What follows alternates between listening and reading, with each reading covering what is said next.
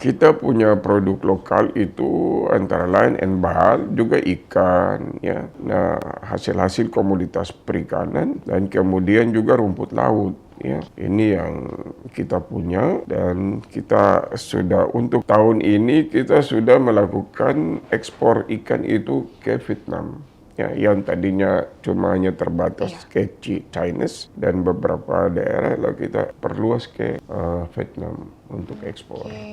Kemudian setelah kita memperoleh sumber informasi dari luar tentang kebutuhan tripang di beberapa negara seperti Jepang dan Chinese, maka sangat disayangkan kalau kita memiliki potensi wilayah yang cukup bagus untuk pengembangan budidaya tripang lalu kita tidak manfaatkan. Program saya ke depan, kita arahkan penguatan budidaya tripang itu untuk mendukung penghasilan masyarakat di sana. Ya, harapan saya sekiranya semua komponen elemen masyarakat memiliki kesadaran tentangnya, tentang pentingnya mendukung program-program nasional dan juga program-program pembangunan daerah untuk mencapai tujuan yang maju, aman, religius, berbudaya, dan berdaya saing yang tentunya tidak ketinggalan dari daerah-daerah yang lain.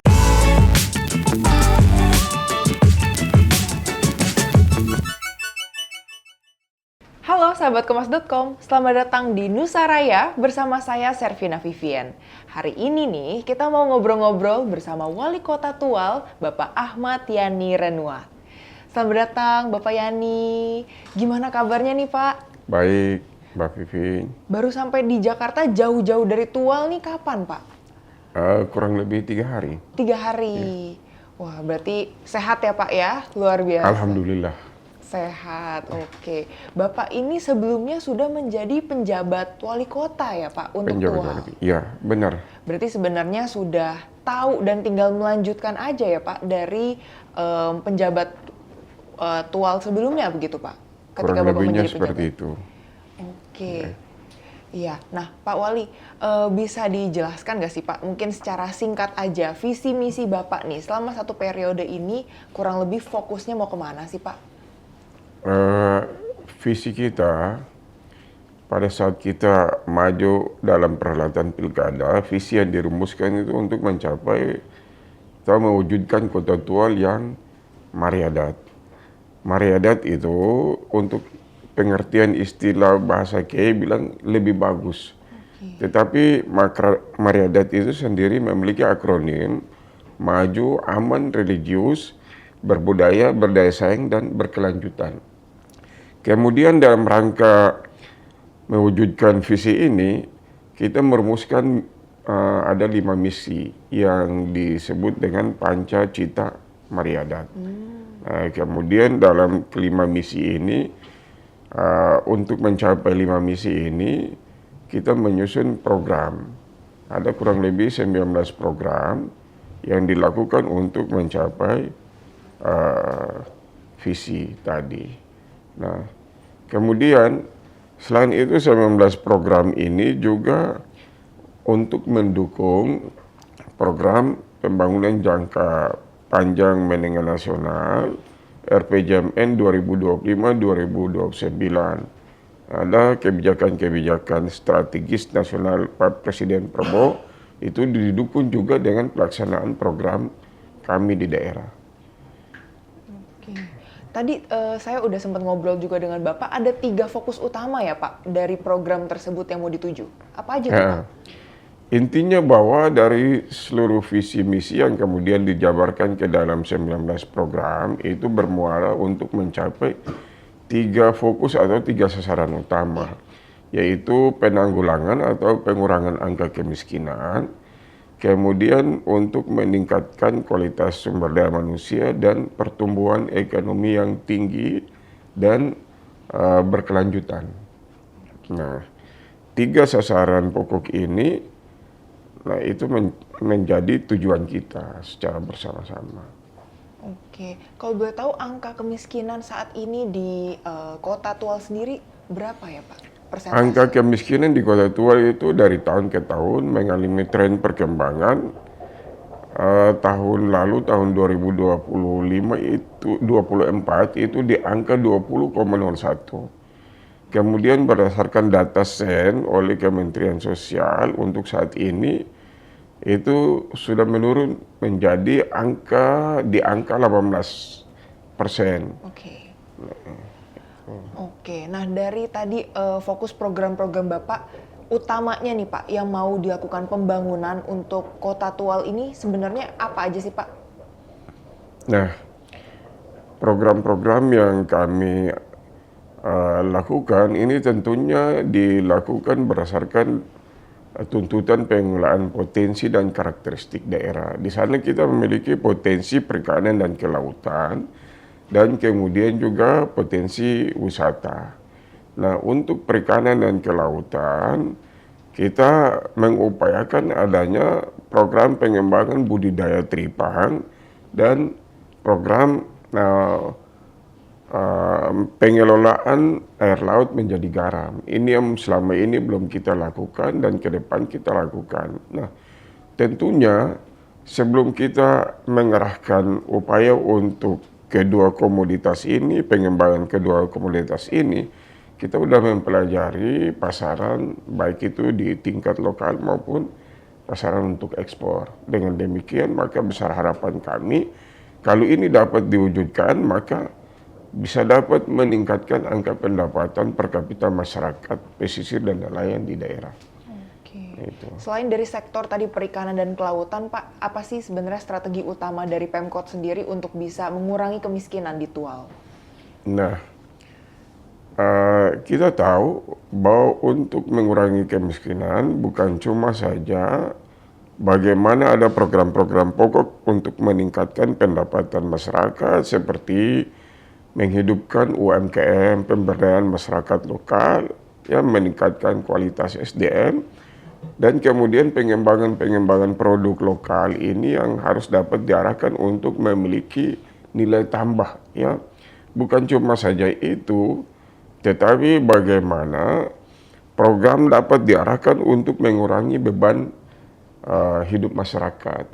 Nah, kita lihat bahwa untuk saat ini salah satu program strategis nasional adalah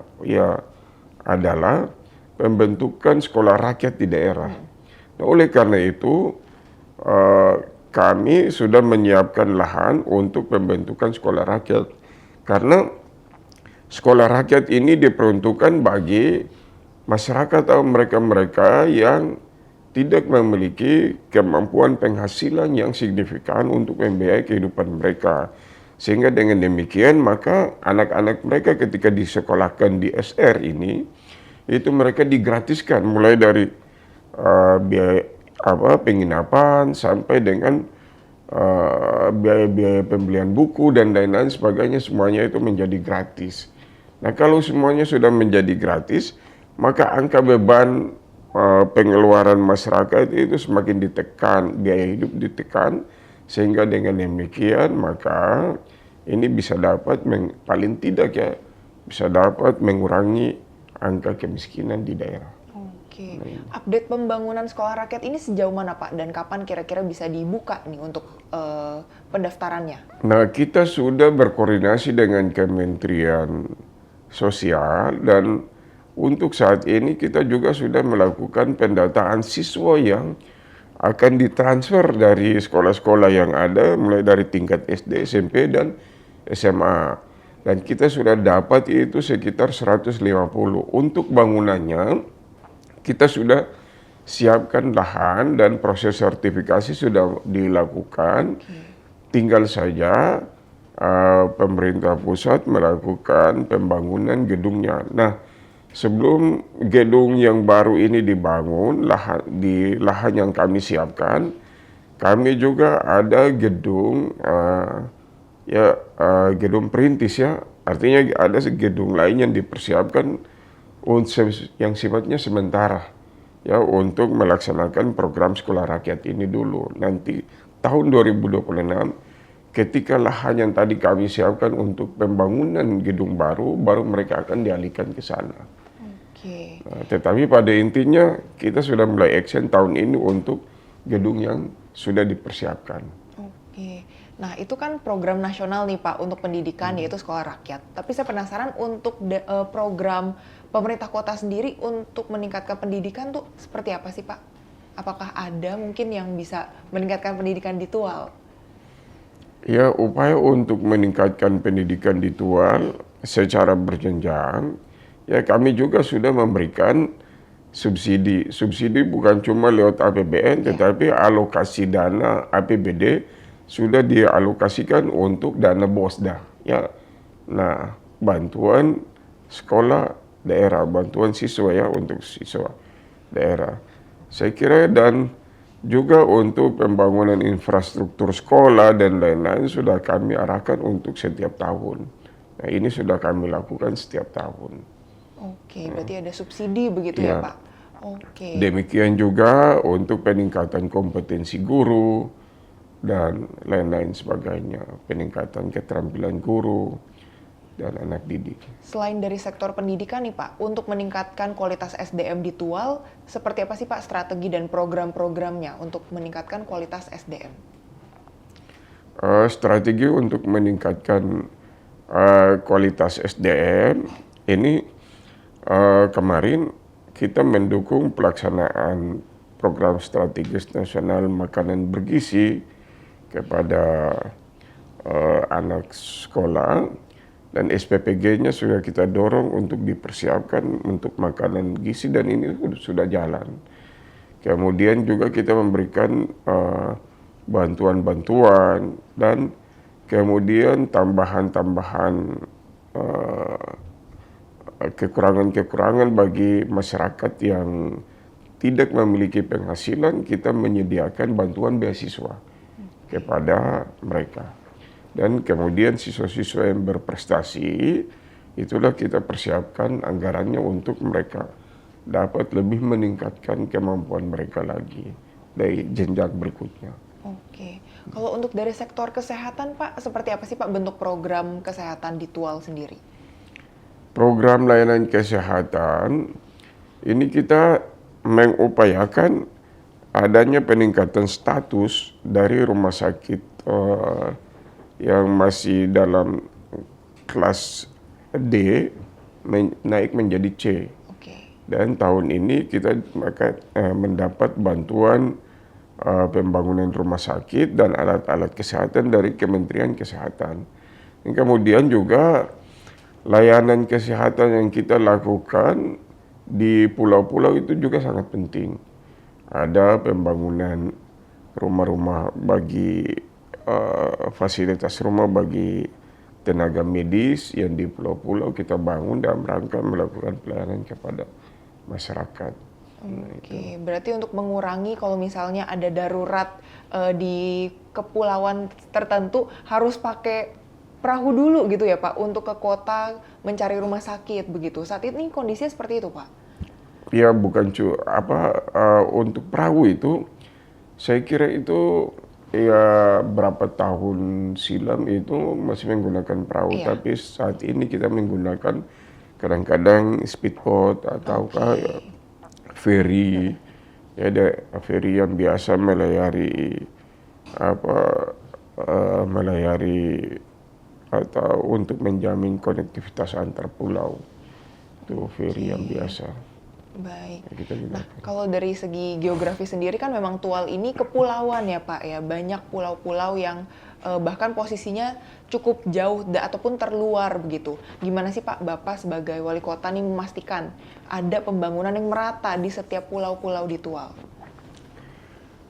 Begini, untuk pemerataan pembangunan di pulau-pulau tentunya ini harus dapat dilihat secara holistik ya. Pendekatannya harus dari integrasi. Nah, itu kita juga pertama kita meningkatkan bagaimana mengupayakan adanya investor yang masuk ke daerah pulau-pulau, kemudian mengembangkan potensi-potensi yang ada di pulau-pulau itu secara lebih baik, ya produk-produk unggulan yang ada di pulau-pulau. Nah, untuk mengatasi persoalan kesenjangan di sana. Lalu kemudian bagaimana kita menjamin adanya konektivitas lancar ya antara daerah pulau dengan daerah kota itu harus dapat transportasinya harus disediakan, pengembangan infrastrukturnya harus dapat memadai seperti listrik, kemudian fasilitas pelayanan publik, sanitasi, air bersih dan lain-lain sebagainya itu kami arahkan programnya ke sana dalam rangka mengatasi persoalan kesenjangan masyarakat pulau dengan masyarakat perkotaan. Nah, itu. Kalau boleh tahu memang saat ini kondisinya seperti apa sih Pak terkait konektivitas, infrastruktur, sanitasi bahkan di Tual sendiri? Sebetulnya untuk infrastruktur itu masih terbatas dan oleh karena itu insya Allah program-program penguatan untuk menyediakan infrastruktur itu sudah kami lakukan dengan berkoordinasi ke beberapa kementerian terkait dalam rangka melakukan intervensi ya anggaran dan juga kebijakan yang diperuntukkan untuk membangun masyarakat pulau-pulau. Nah, terus kemudian infrastruktur digitalisasi juga sudah kami siapkan di sana itu untuk meningkatkan kapasitas sumber daya manusia yang ada di sana untuk sekedar menjadi instrumen penunjang dalam pelaksanaan pendidikan dan pengembangan sumber daya manusia di pulau-pulau. Berarti pemerataan adanya listrik di sana juga segera dikuatkan ya Pak, karena mau adanya digitalisasi tadi begitu? Iya. Nah, untuk saat ini pelaksanaan pelayanan listrik, energi listrik di sana itu cuma mampu menjamin penerangan itu dia bisa beroperasi sekitar 8 jam sampai 12 jam. Iya. Nah, dan ini yang akan kami upayakan nanti ke depan supaya bisa dilakukan dalam waktu 24 jam. Oke. Nah.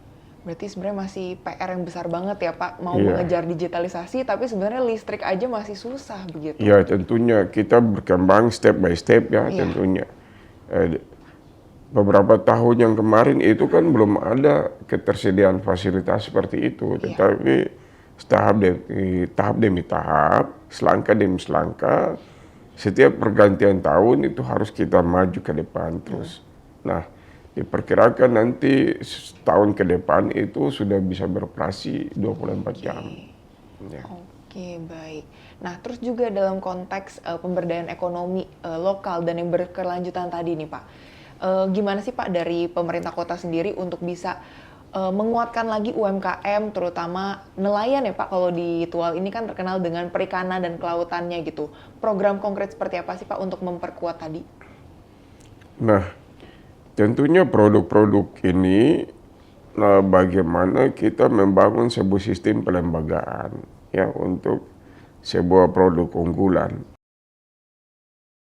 Jadi strategi yang kita lakukan ialah meningkatkan keterampilan masyarakat di Kota Tual dan melalui pendidikan dan pelatihan. Ya, pelatihan kita mengikut sertakan mereka pada pendidikan dan pelatihan vokasi berdasarkan tuntutan pengelolaan potensi lokal yang ada. Sehingga dengan demikian, maka produk unggulan mereka itu produk ini menjadi unggul di mana-mana, bisa dapat dipasarkan keluar. Kita juga melakukan promosi produk unggulan yang ada, sehingga tidak saja menjadi konsumsi masyarakat lokal, akan tetapi juga menjadi kebutuhan masyarakat luas. Produk lokalnya apa nih Pak? Mungkin boleh diperkenalkan juga supaya sahabat Kompas.com makin kenal nih dengan Tual. Kita punya produk lokal itu antara lain enbal, juga ikan, ya. Nah, hasil-hasil komoditas perikanan dan kemudian juga rumput laut, ya. Ini yang kita punya dan kita sudah untuk tahun ini kita sudah melakukan ekspor ikan itu ke Vietnam. Ya, yang tadinya cuma hanya terbatas ke China dan beberapa daerah lalu kita perluas ke Vietnam untuk ekspor. Oke, berarti memang sudah ada hilirisasinya di situ ya Pak. Jadi supaya produknya nggak cuman produk mentah aja, tapi bisa langsung siap ekspor begitu ya Pak. Iya, tentunya pengembangan produk lokal ini harus dapat diintervensi mulai dari hilir sampai ke hulu. Oke. Nah, itu. Terus tadi dengar-dengar Bapak juga mau ada program teripang ya Pak, budidaya teripang. Iya, iya. Nah, boleh diceritakan seperti apa sih Pak program budidaya teripang ini? Eh, kita punya struktur alam ini sangat mendukung untuk pengembangan budidaya teripang yang ada. Nah, kemudian setelah kita memperoleh sumber informasi dari luar tentang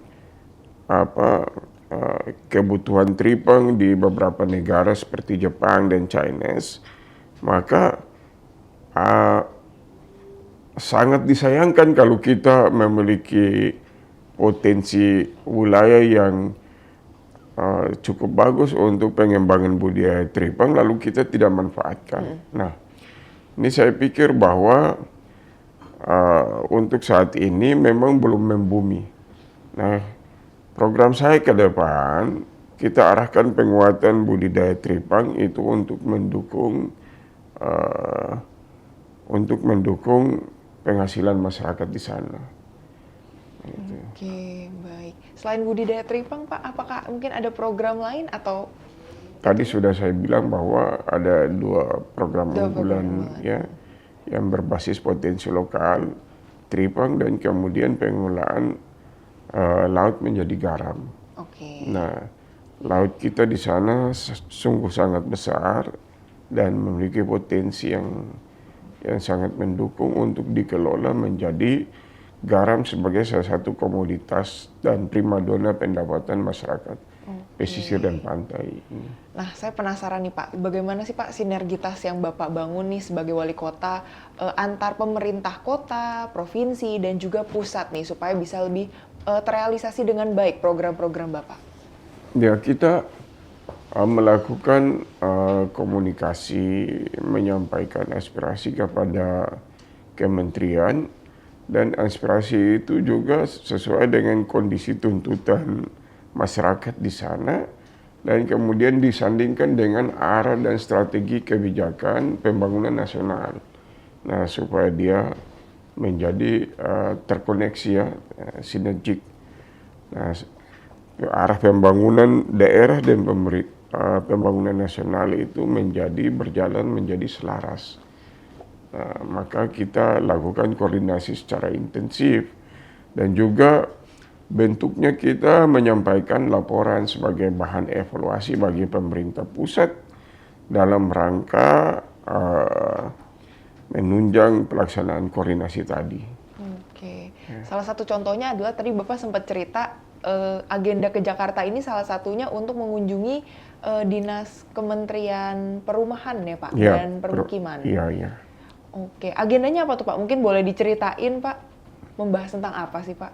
Nah, kita di sana ini punya sekitar 143 hektar kawasan kumuh yang perlu diintervensi untuk memperoleh rumah layak huni. Nah, dan sasarannya untuk mencapai rumah layak huni bagi masyarakat yang berpenghasilan rendah. Oleh karena itu kita menyampaikan hal ini kepada pemerintah pusat, dalam hal ini Kementerian Perumahan dan Permukiman untuk memberikan bantuan, baik itu melalui bantuan anggaran APBN maupun dana alokasi khusus yang diperuntukkan untuk pembangunan perumahan bagi mereka-mereka yang memiliki rumah tidak layak huni. Oke.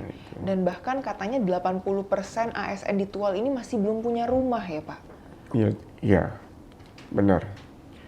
Nah, kita selain itu tadi sudah saya sampaikan bahwa selain daripada masyarakat berpenghasilan rendah, kita hendak menyampaikan proposal untuk pemerintah pusat mengintervensi ASN-ASN yang belum memiliki rumah ini. Dan syukur alhamdulillah dengan beberapa dirjen yang ada di Kementerian Perumahan dan Permukiman ini sudah merespon dengan cukup sangat baik, dan tentunya ini dilakukan juga untuk mendukung kebijakan Presiden Prabowo untuk 3 juta rumah dan sebagai upaya untuk mewujudkan pelaksanaan program strategis nasional yang tertuang di dalam rencana pembangunan jangka panjang menengah nasional 2025-2029. Oke. Nah, tadi kan Bapak udah cerita nih kalau misalnya di Tual itu terkenalnya dengan lautnya nih Pak, karena kepulauan jadi cantik banget. Saya juga udah searching-searching, wah emang pengen banget sih ke Tual ini ya Pak. Boleh dong Pak dikasih tahu rekomendasi kalau ke Tual tuh ngapain aja sih, atau ke pantai apa gitu misalnya Pak? Di Tual dan Maluku Tenggara itu memiliki objek-objek wisata yang cukup indah, yang boleh dapat dibilang bahwa ada hidden paradise-nya di sana. Nah, jadi kalau orang tidak berwisata ke Tual dan Maluku Tenggara, maka itu rasanya belum menginjak surga. Ya, di sana itu ada beberapa spot, ya, antara lain Pulau Bair yang menjadi miniatur dari Raja Empat, ya, untuk saat ini. Kemudian juga ada Pasir Panjang di Kabupaten Maluku Tenggara. Ya, Kabupaten Maluku Tenggara dan Tual ini satu kesatuan wilayah aja dan adat. Cuma hanya secara administratif aja, tetapi ini menjadi satu kesatuan wilayah, sehingga kalau orang berkunjung ke Tual, itulah dia bisa mengunjungi Maluku Tenggara, dan orang mengunjungi Maluku Tenggara bisa mengunjungi Kota Tual. Kedua-duanya memiliki basis potensi wisata unggulan yang menjadi primadona untuk meningkatkan pendapatan, baik itu pendapatan daerah maupun pendapatan masyarakat pesisir. Kesiapan warga lokal untuk menerima turis wisatawan seperti apa sih Pak? Apakah sudah banyak tour guide mungkin, atau seperti apa Pak? Nah, beberapa momen ini sudah pernah dilakukan di Kabupaten Maluku Tenggara, itu Sel Australianya sudah dilakukan di sana, dan masyarakat di sana memiliki antusias yang sangat besar bagi berdatangnya perahu layar ketika adanya Sail Australia ke Maluku Tenggara itu, dan juga melibatkan masyarakat Kota Tual. Dan kegiatan itu dilakukan entah berapa tahun, mungkin setahun sekali. Oke, baik. Nah, terakhir nih Pak, apa sih Pak harapan Bapak untuk satu periode ini, untuk bisa membawa Tual ini semakin maju Pak? Ya, harapan saya sekiranya semua komponen elemen masyarakat memiliki kesadaran tentang pentingnya mendukung program-program nasional dan juga program-program pembangunan daerah untuk mencapai Tual yang maju, aman, religius, berbudaya, dan berdaya saing yang tentunya tidak ketinggalan dari daerah-daerah yang lain. Oke, Bapak ini kan memang putra daerah ya Pak, asli lahir besar di Tual. Ya, betul benar. Bapak? Sebenarnya kalau boleh tahu, suara hati masyarakat Tual aslinya tuh pengen seperti apa sih Pak, kota Tual sendiri? Suara hati masyarakat Kota Tual, saya pikir bahwa Tual ini dari dulu, sejak zaman dulu kala ini memiliki budaya yang kuat, ya, budaya yang mengakar kepada kekuatan persatuan dan kesatuan dari berbagai ragam orang yang datang ke Kota Tual. Kita di sana ada filosofi ANN, ya, antara yang satu rasa harus memiliki dengan yang lain, sehingga dengan demikian maka masyarakat di sana menginginkan agar ada sebuah sistem penjagaan lingkungan yang tetap kondusif, yang tetap aman, damai, sejahtera, dan memiliki rasa toleransi antara keragaman berbagai budaya yang ada di sana. Itu. Oke, berarti ada sense of belonging terhadap Tual sendiri ya Pak. Jangan sampai malah nanti dieksploitasi begitu ya Pak. Iya, kira-kira seperti itu. Oke, terima kasih banyak Bapak Yani atas waktunya sudah mau ngobrol-ngobrol nih bersama sahabat Kompas.com di Ya, Nusa Raya. terima kasih Mbak Vi. Terima kasih. Semoga Ya, visi misi yang dan sudah- programnya benar-benar bisa terlaksana nih Pak satu periode ini membawa Tual lebih maju lagi. Amin. Terima kasih Bapak. Saya juga menyampaikan terima kasih kepada seluruh sahabat-sahabat Kompas yang sudah meluangkan waktu dan juga menerima untuk melaksanakan pertemuan melalui podcast ini. Iya, Ya, terima biar kasih. sahabat Kompas.com nih makin kenal lagi dengan Ya. Tual Maluku ya Pak ya. Terima kasih. Nah, itu dia tadi sahabat Kompas.com ngobrol-ngobrol kita bersama Wali Kota Tual, Bapak Ahmad Yani Renwat. Sampai bertemu di program Nusa Raya berikutnya, saya Servina Vivien pamit undur diri. Salam Nusa Raya, semangat Bhinneka Indonesia Raya.